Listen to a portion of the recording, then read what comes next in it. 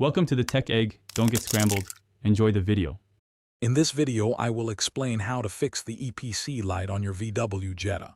First, consult your owner's manual for details specific to your vehicle model. Next, make sure your gas cap is completely tightened. A loose cap can sometimes trigger warning lights. Finally, check your brake light switch, as a faulty one is a common cause for the EPC light to illuminate. These initial steps can often resolve the issue quickly. The EPC light can come on for several common reasons. A frequent culprit is a malfunctioning throttle body, which controls the air entering your engine. Another common cause is a faulty brake light switch, which affects both your brake lights and engine management. Problems with various engine sensors, such as the mass airflow sensor, can also activate this warning.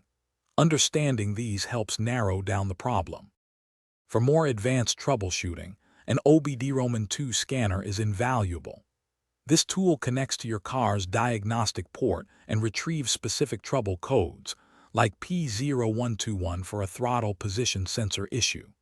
These codes offer precise clues, pointing to problems such as a failing accelerator pedal sensor or other electronic control unit malfunctions. If the light persists, these codes are essential for further diagnosis. If the EPC light remains on after you've performed basic checks and even used an OBD-2 scanner, it's time to consult a professional mechanic.